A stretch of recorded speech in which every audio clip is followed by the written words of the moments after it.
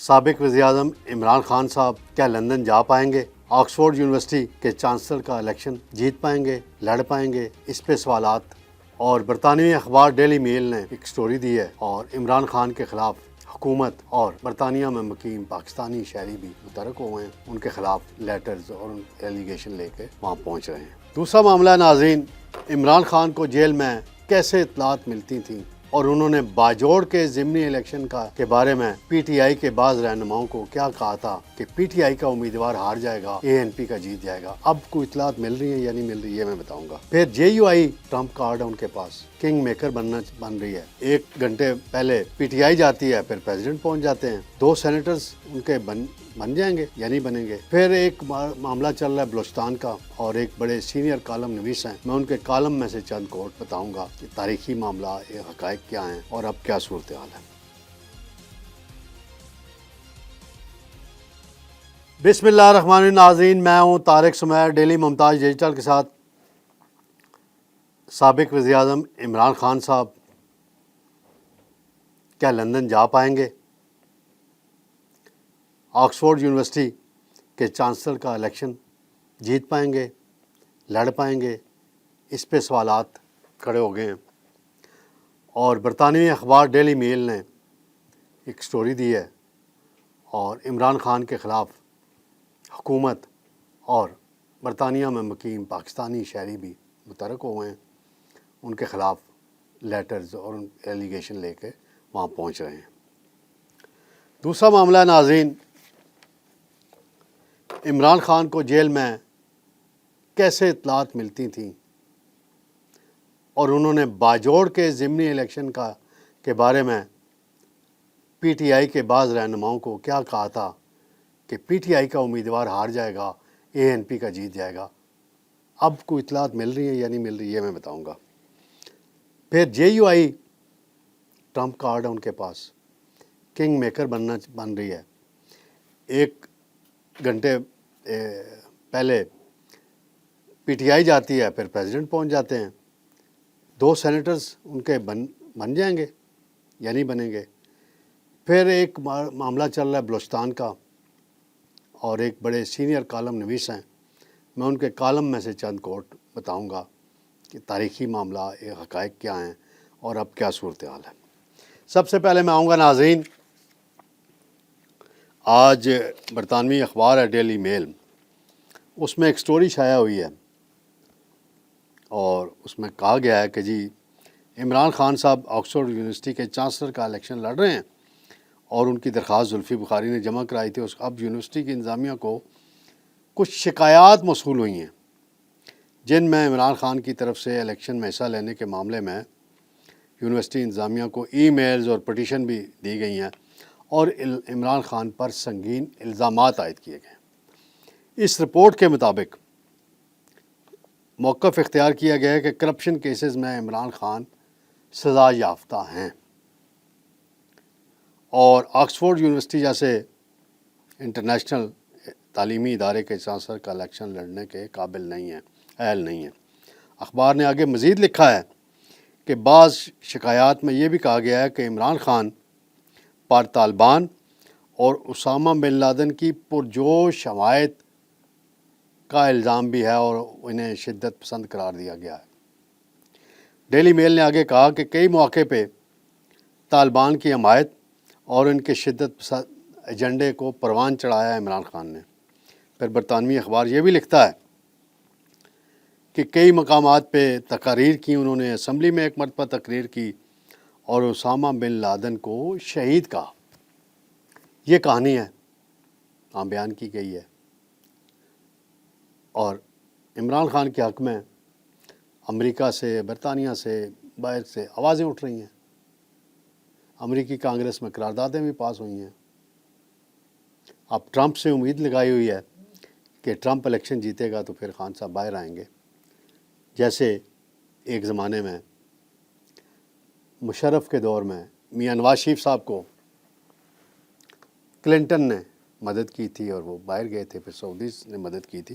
تو یہ معاملہ ہے۔ اب زلفی بخاری صاحب ہیں پی ٹی آئی کے رہنما، انہوں نے درخواست جمع کرائی ہے اور اس میں انہوں نے کہا ہے کہ عمران خان نے بڑا نوبل کام کیے ہیں، پاکستان میں ہاسپٹلز بنائے ہیں کینسرز کے، اور بڑی خدمات ہیں ان کی حوالے سے، کرکٹ ورلڈ کپ جیتا ہے، تو اس لیے وہ چانسلر بننے کے اہل ہیں، کیونکہ عمران خان صاحب خود آکسفورڈ یونیورسٹی کے پڑھے ہوئے ہیں۔ تو یہ ساری کہانی اب حکومت جو ہے مختلف پٹیشن دے رہی ہے، بیرسٹر عقیل نے بھی ایک پریس کانفرنس کی ہے، اس نے بھی الزامات لگائے ہیں۔ اب دیکھنا یہ ہے فیصلہ اسٹوڈنٹس نے کرنا ہے، کیا راجہ سلطان سکندر صاحب وہاں ہوں گے یا کوئی اور ہوگا؟ نہیں ہوگا، اسٹوڈنٹ فیصلہ کریں گے تو جس نے چانسلر بننا ہوگا وہ بن جائے گا۔ کیا سوال یہ ہے کہ چانسلر بن گئے عمران خان صاحب تو کیا وہ برطانیہ چلے جائیں گے، جلا وطن ہو جائیں گے، حکومت انہیں جانے دے گی، کوئی ڈیل ہوگی نہیں ہوگی؟ یہ بڑے سوالات ہیں۔ اس حوالے سے برطانوی ہائی کمشنر بھی متحرک ہے، میں نے کل بھی بولا تھا، تو دیکھتے ہیں آگے صورتحال کیا رخ اختیار کرتی ہے۔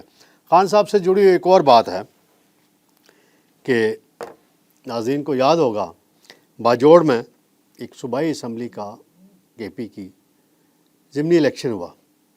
الیکشن سے کوئی 10 ایک دن پہلے نور الحق قادری صاحب ہیں، سابق وزیر ہیں مذہبی امور کے، وہ اڈیالہ جیل میں ملے تھے عمران خان صاحب کو، تو عمران خان نے انہیں کہا کہ میرے پاس بڑی مصدقہ اطلاعات ہیں کہ پی ٹی آئی کا امیدوار ہار جائے گا اور اے این پی کا امیدوار جیت جائے گا۔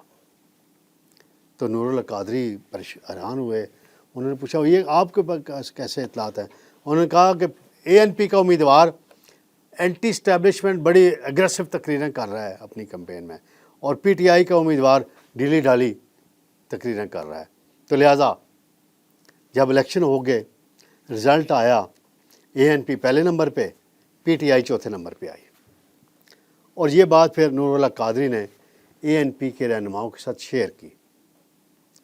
تو سوال یہ پیدا ہوتا ہے کہ خان صاحب کو یہ اطلاعات کیسے پہنچتی تھی؟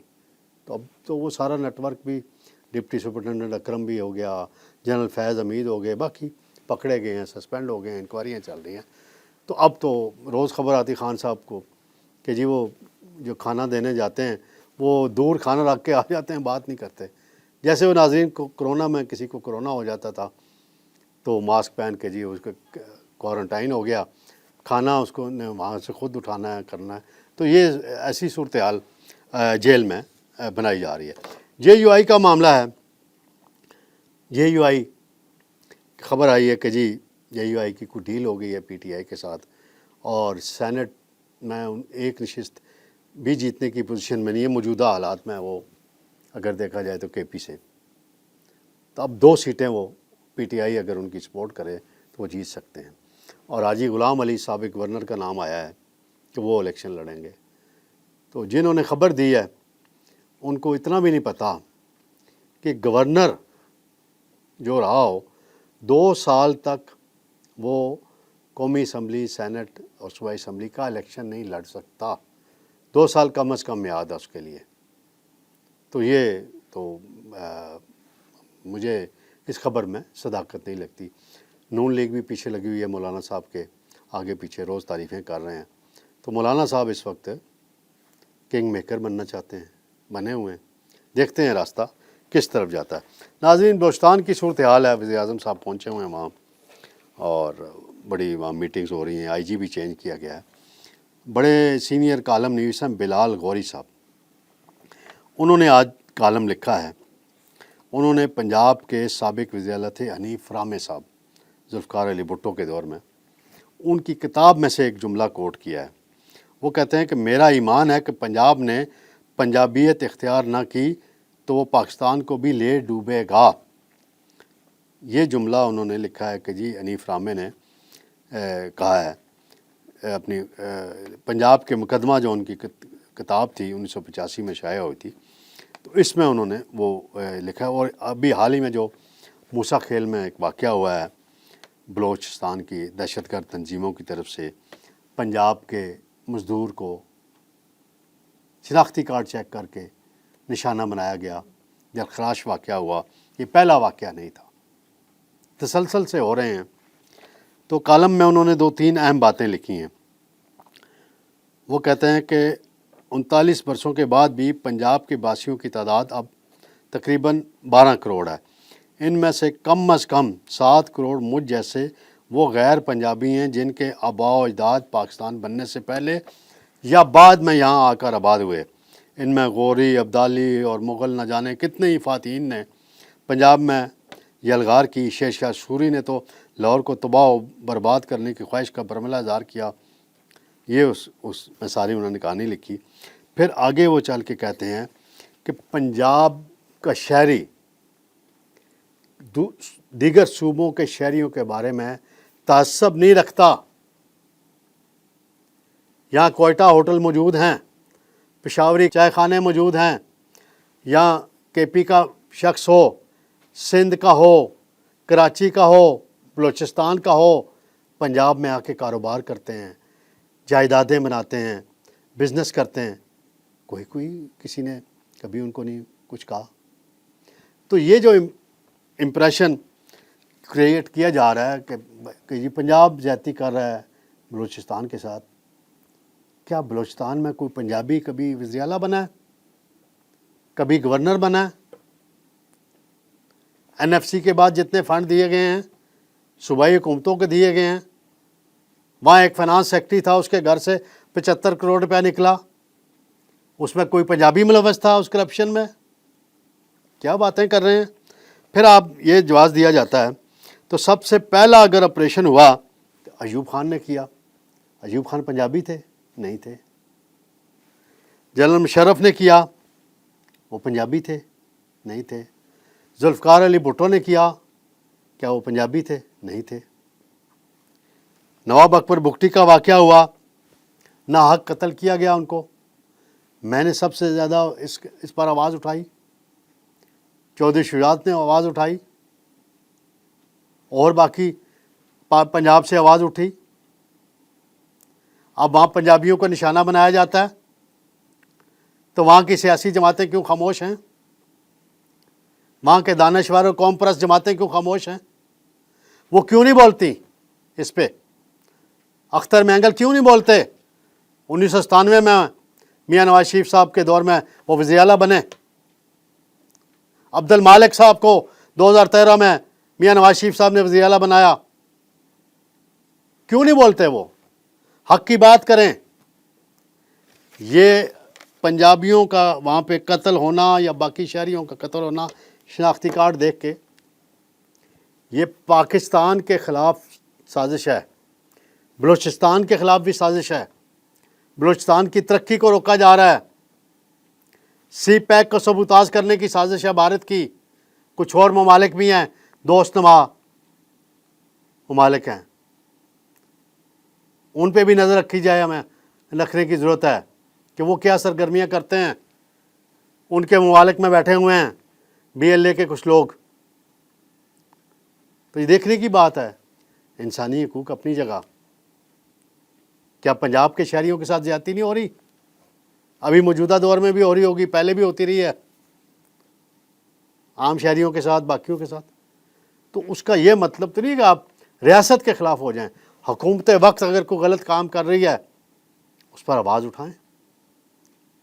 عدالتیں آزاد ہیں، میڈیا میں بات آتی ہے، سوشل میڈیا کا غلط استعمال بھی ہوتا ہے، ذہن سازی بھی ہوتی ہے، تو لہٰذا حقائق ہر طرح کے چیک کر کے دیے جائیں، بتائے جائیں۔ کچھ دانشور ہیں، بڑی کہانیاں لکھتے ہیں، ان کو بھی حقائق چیک کرنے چاہیے پہلے اور پھر آگے بڑھیں۔ تو انشاءاللہ ناظرین، کل آپ کی خدمت میں دوبارہ حاضر ہوں گے۔ اللہ حافظ۔